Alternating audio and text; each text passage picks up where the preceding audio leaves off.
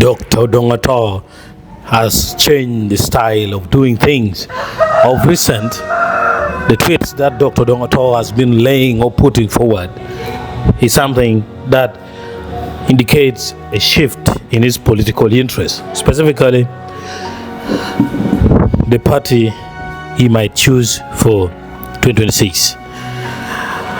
Earlier this year, Dr. Odonga had created a new party called the Pepe Payo Party, or PPP, but then the registration wasn't successful. There was a lot of legal fights against him, and I think he has abandoned that idea.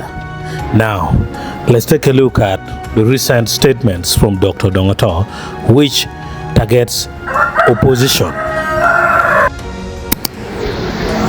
Otto said, opposition in Uganda has generationally shifted to those under 40 years.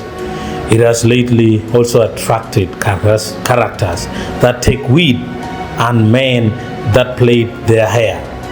Insults are becoming normal. Theft unhazed by government is treated casually by helpless Ugandans. What else is left?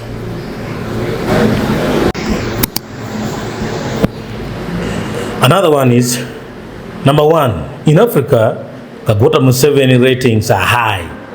Number 2, in the US and Europe, the Ugandan military role in the Great Lakes is adored. Number 3, in Uganda, there are no checks on government inside and outside parliament. Opposition is at its weakest and fused with Uganda nationalism. Pray. Odonga further went ahead to say, in Africa, more so in Uganda, loyalty is more important than competence. Blood relationships are important than citizenship. How can we have a minister of sports and with A level, yet some with masters in sports law sit aside and watch? It is who you know, not what you know. Another one, this government can't be removed by votes. It was not put in place by votes. The reality is that it is naive for anyone to expect Bobi Wine or anyone else to win the presidential elections where Kagota Museveni appoints the Uganda EC. Elections here only change MPs. A pity. Lastly, Odonga pulled a reminder about the Toji Kwatako, that is the age limit bill. He said during Toji Kwatako age limit parliamentary debate, determined to disrupt parliamentary proceedings, we fought and got arrested together with His Excellency Bobi Wine. When we came out of detention, General Pecos Kutesa, may his rest, told me, never fight government in a closed environment.